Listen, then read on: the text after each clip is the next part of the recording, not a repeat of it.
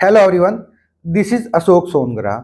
आज हम हॉस्पिटल के अंदर उपयोग में आने वाला आईवी फ्लूइड यानी कि जो इंट्रावेनस फ्लूइड है उसके बारे में अध्ययन करेंगे। तो उसका नाम है डेक्स्ट्रो नॉर्मल सेलाइन, जिसको अपन डीएनएस बोल सकते हैं। तो सबसे पहले अपन बात करते हैं कि जो डीएनएस या जो डेक्स्ट्रो नॉर्मल सेलाइन है उसका नेचर कैसा होता है। तो नेचर के अंदर देखा जाए तो वो किस प्रकार का सॉल्यूशन है, वो हाइपरटोनिक सॉल्यूशन है। किस प्रकार का सॉल्यूशन है? हाइपरटोनिक सॉल्यूशन है। अब बात की जाए जो डीएनएस होती है, तो डीएनएस की ऑस्मोलेटिलिटी कितनी होती है।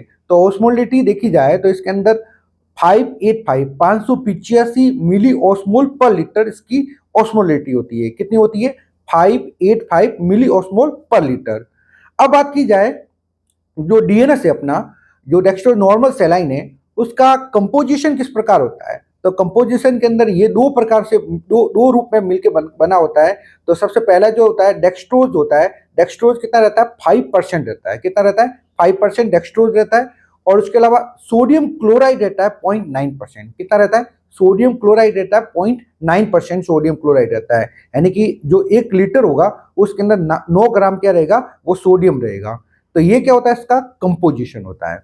कंपोजिशन के बाद में बात करते हैं कि जो डेक्स्ट्रोज नॉर्मल सेलाइन होता है उसका इंडिकेशन यानी उसका यूजेज कहाँ का होता है।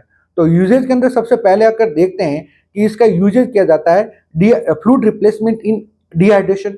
मतलब अगर पेशेंट को डिहाइड्रेशन कंडीशन है और पेशेंट को डिहाइड्रेशन कंडीशन में फ्लूइड रिप्लेसमेंट करना है, तो उस कंडीशन के अंदर अपन क्या कर सकते हैं? डीएनएस का उपयोग है वो कर सकते हैं। दूसरा इसका उपयोग है हाइपोग्लाइसीमिया की कंडीशन के अंदर कर सकते हैं। मतलब ब्लड ग्लूकोज का लेवल क्या है? डिक्रीज हो गया है, तो उस कंडीशन के अंदर अपन क्या कर सकते हैं? इसका उपयोग है वो कर सकते हैं। तीसरा इसका उपयोग है अगर किसी कंडीशन के अंदर इलेक्ट्रोलाइट इम्बैलेंस हो गया है बॉडी के अंदर, तो भी इसके अंदर अपन क्या करते हैं? डेक्स्ट्रोज नॉर्मल सेलाइन का उपयोग है वो कर सकते हैं।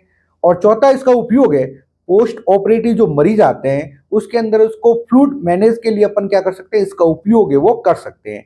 तो ये क्या होता है? इसके इंडिकेशन होते हैं, मतलब इसके यूजेज होते हैं। यूजेज के बाद में अपन बात की जाए कि जो अपना डीएनएस या जो डेक्स्ट्रोज नॉर्मल सेलाइन है उसके लिए अपन प्रिकॉशन क्या क्या ध्यान रखते हैं, मतलब किस किस कंडीशन के अंदर इसको फ्लूइड को अपन इंट्रोड्यूस नहीं करेंगे। तो सबसे पहले अगर देखा जाए, अगर कोई पेशेंट डायबिटीज मेलाइटस का है यानी कि ऑलरेडी उसका ब्लड शुगर लेवल बढ़ा हुआ है, तो अपन उस कंडीशन के अंदर क्या करेंगे? उस फ्लूइड को क्या करेंगे? अवॉइड करेंगे। यानी कि हाइपरग्लाइसीमिया की कंडीशन के अंदर इस फ्लूइड को अपन क्या करेंगे? अवॉइड करेंगे।